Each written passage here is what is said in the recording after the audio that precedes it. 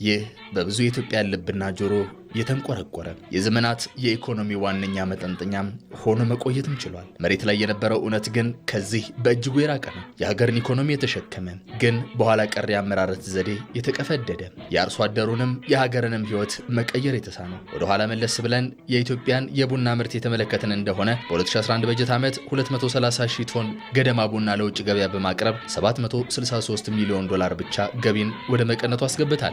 የቡና መገኛ ሆና ለዓለም ላስተዋወቀችው ሀገር ይህ ገቢ አብዝቶ የሚናገረው ነገር አለ።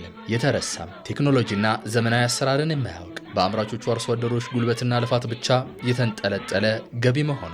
ዛሬ ግን ይህ መልኩ ተቀይሯል። በምርትም ብዛት እያደገ በገቢም ደረጃ እየላቀ ዛሬ የባለፉት ዓመታት ጠቅላላ የሸቀጦች ወጪ ንግድ ገቢን መተካከል ችሏል። ዘመናዊ የቴክኖሎጂ ውጤቶችን ለምርታማነት መጠቀም፣ ነባሮቹን የቡና ተክሎች አረንጓዴ አሻራን የታከኩ የምርታማነት መጠናቸው ከፍ ያሉ በቡና ዝርያዎች መተካት፣ በተፈጥሮ መንገድ ብቻ የቡና ምርትን ማሳደግና ከተፈጥሮ የተስማማ የምርት ሂደትን መከተልና በዓለም ገበያ ተፈላጊነታቸው ላቅ ያሉ ልዩ የቡና ምርቶችን ስፔሻሊቲ ኮፊ ላይ ትኩረት በማድረጉ የዛሬው የቡና ምርት የውጤታማነት መልኮች ሆነዋል። በ2015 በጀት ዓመት ከዘርፉ 1.4 ቢሊዮን ዶላር፣ በ2016 1.43 ቢሊዮን ዶላር፣ በ2017 2.65 ቢሊዮን ዶላር ባገባደድነው የዘንድሮ ዓመት ደግሞ 3.1 ቢሊዮን ዶላር ደርሷል። ይህ የእድገት ጉዞ ከአምራች አርሶ አደሮቹ የጀመረ ነው።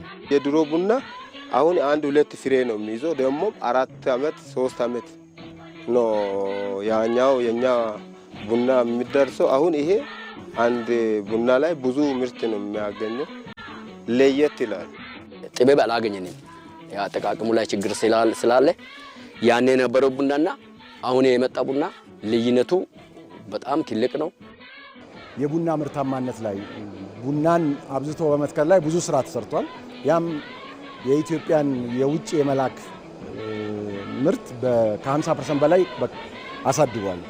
ይህ ለውጥ በቡና ምርት ብቻ የተገኘ አይደለም። እንደ ቡና ሁሉ ትናንት ተመልካች ያጣው የማዕድን ምርት ዛሬ ከወደቀበት ተነስቶ ለሀገር ኢኮኖሚ ያለው አበርክቶ ሌሎች ዘርፎችን ወደ መገዳደር ተሻግሯል። ዛሬ ወርቅ ማምረት ሌላኛው የኢትዮጵያ መለያ ቀለም ሊሆን ጉዞውን ከአቦ ሸማኔ ፍጥነት ጋር አብሮ ጀምሯል። በ2014 ዓ.ም ወደ ውጭ የተላከው ወርቅ ያስገኘው ገቢ 672 ሚሊዮን ዶላር ብቻ ነበር። ይህ የወርቅ ማዕድን ጸጋን ላልተነፈገችው ግን እጅና እግሯን አጣጥፋ መቀመጧ ብዙ ላሳጣት ሀገር የዘርፉን መተው ለማሳየት ከምሳሌ በላይ ነው። ከንግድ ስርዓቱ ተገፍተው የነበሩት ባህላዊ የወርቅ አውጪዎች ለአልሚዎች በመሰናክሎች የታጠረው የፈቃድና ለኮንትሮባንድ ወለል ብሎ የተከፈተው የቢሮክራሲ በር የዘርፉን ስቃይ ያበዛም፣ ኢትዮጵያን ከምታገኘው ይልቅ ከጉያዋ የሚሰረቀውን ያበዛ ሆኖ ሰንብቷል። ዛሬ ላይ ከኢትኖ እስከ ቱሉ ካፒ የወርቅ ማውጫ ፋብሪካዎች ድረስ የዘርፉን የነገ መዳረሻ ወለል አድርገው እየጠቆሙ ይገኛሉ። የብሔራዊ ባንክ ፖሊሲ ማሻሻያ ባህላዊ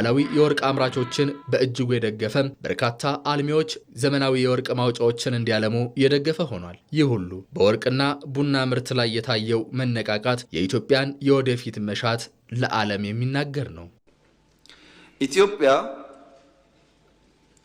ለ17 ዓመት ለአንድ አይደለም ለ17 ዓመት ቡና ወደ ውጭ ሀገር ልካ ያገኘችው የዶላር መጠን 3.3 ቢሊዮን ዶላር ነው።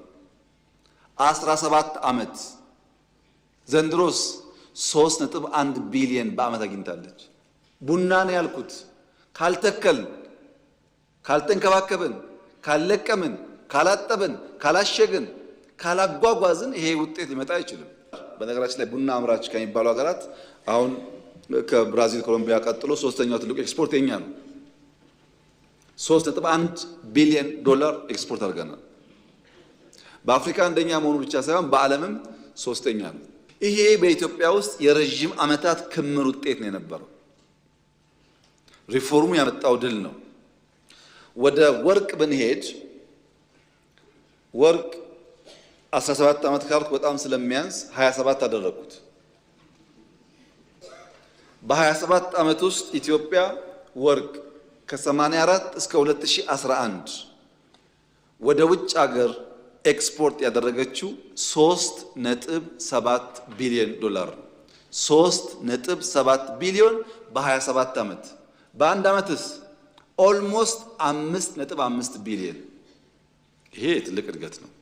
ትናንት በጥሬ ይላኩ የነበሩ ምርቶች ዛሬ ያለቀላቸው ሆነው በኢትዮጵያ የተመረተ የሚል መለያ ያለጠፈው በዓለም ፊት የኢትዮጵያን ገቢ እያሳደጉ መልኳንም እያስተዋወቁ ይገኛሉ። የኢትዮጵያ መንግስት የወሰደው መጠነ ሰፊ ማሻሻያዎች የወርቅና የቡና ምርትን ከማሳደግ ባለፈ ሰፊ የስራ ዕድልን በመፍጠር ረገድም ሚናቸው የጎላ ነው። ከቡና እርሻዎች እስከ ማቀነባበሪያዎች፣ ከወርቅ ማውጫዎች እስከ ማምረቻ ፋብሪካዎች ድረስ ኢትዮጵያውያን ወጣቶች እውቀትና ጉልበታቸውን ወደ ሀብት እየቀየሩ ይገኛሉ። ከፈተናዎች ማዕበል የወጡ ቡናና ወርቅ ዛሬ ላይ የኢትዮጵያን የብልጽግና ጉዞ የሚያፋጥኑ አስተማማኝ የኢኮኖሚ ምሰሶዎች መሆናቸውን በተግባር እያረጋገጡ ይገኛሉ።